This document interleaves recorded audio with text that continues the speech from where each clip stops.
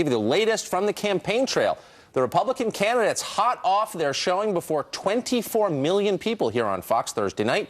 They headed down outside Atlanta to the Redstate conference hosted by Eric Erickson. All of them except Donald Trump. He wasn't invited. And they changed the focus from internecine squabbling to Hillary Clinton. Here's a montage.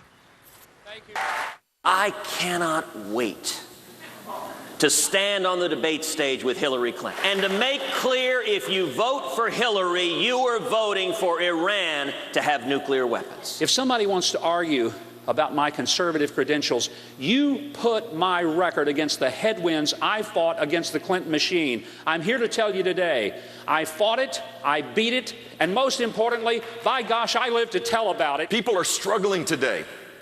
We can't tell them how bad it is over and over again. We have to give them a sense that if you let us come in and work as a team and solve problems, that your spirits could be lifted up because your life will get better. There will be times when America must fight.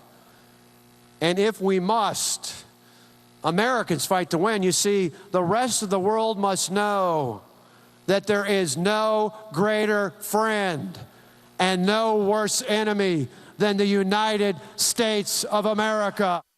And you heard from a couple of the contenders saying we're not going to put each other in the crosshairs. Hillary Clinton needs to be in the crosshairs because that's who we're ultimately likely going to be up against. Well, I'm always sort of fascinated by the meta language at these conferences, who they're speaking to. So Redstate, Redstate.com. Tucker, you can speak way more eloquently about this than anyone here. But what sort of audience are they catering to when they're at a Redstate It's forum? the Republican primary audience. It's a conservative audience. Here's the question I'm fascinated by. Is this election about foreign affairs? Is it about the domestic economy? You really saw a split here. So all of these guys are pretty much on the same page with the exception of Rand Paul on the foreign policy question for a more vigorous foreign policy, interventionist foreign policy in a lot of ways. Rand Paul dissents. But there's also a split between those who think that the central question is what do you do about wages and the falling fortunes of the middle class in the middle of the country, and those who think, say, the Iran deal is the most important thing on voters' minds.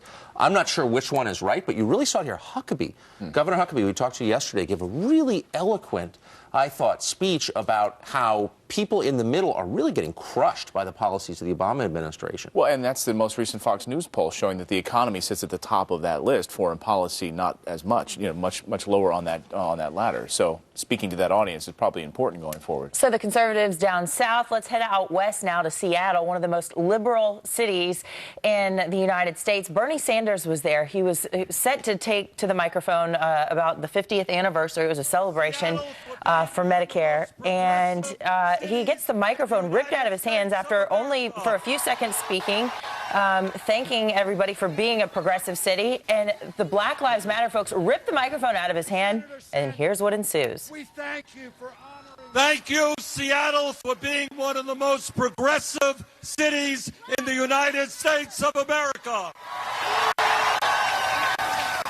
We want an opportunity to address. We want an opportunity on the mic. Well, ask him. Get him in check. I was going to tell Bernie how racist this city is, filled with its progressives, but you already did it for me. We are going to let you on the mic. Okay. Okay. Why they let her keep going like this? So after about 20 minutes, Bernie tries to go up there and talk some more, and they won't let him do it. And he just gives up, cowardly gives up to the mob. A mob in this case of two women from Black Lives Matter completely hijacked this group, got up at the podium and started denouncing everyone present as, quote, white supremacists. There they are right there, telling everyone in the crowd, you call yourselves liberal, but actually you're racist. And again, Bernie Sanders standing off there sort of meekly, not doing anything about it. Boy, if you tried this at a Donald Trump rally, I wonder what would happen.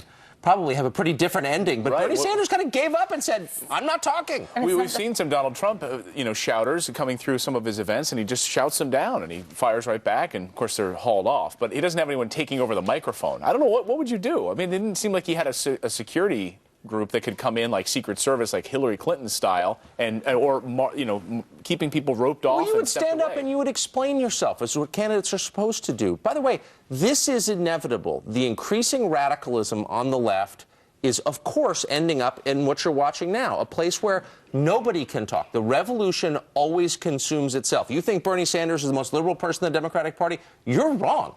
There are people so radical, they don't believe in free speech, and you just saw them on the stage right there. Remember the Netroots Nation event that went on, and Martin O'Malley said all lives matter, and then he backed down and apologized and said, oh, no, I'm sorry for saying all lives matter, Black lives matter. I mean, what's so interesting, though, is this is not liberal. I mean, I'm liberal in a basic sense. I believe in the First Amendment. I think people should be able to say what they think in a polite forum. These are people who are not liberal at all. They're totally authoritarian. They don't believe you have a right to speak. Shut up and obey. That's their view. What do you think about this? Email us this morning, friends@foxnews.com. We'll post that video up on our Facebook page as well. You can weigh in there, FF Weekend. Much more to come here on the show, including we're going to talk to Senator Jim Webb coming up in just a short time, and presidential candidate. He'll be on the show in just a little while. That's right. But right now we're going to get to your Sunday morning headlines, and we will start with this. The summer of sharks turns to gators as a Florida woman is attacked by an alligator while swimming in a river near Orlando. She was by herself in a secluded area when the gator grabbed her arm and pulled her underwater.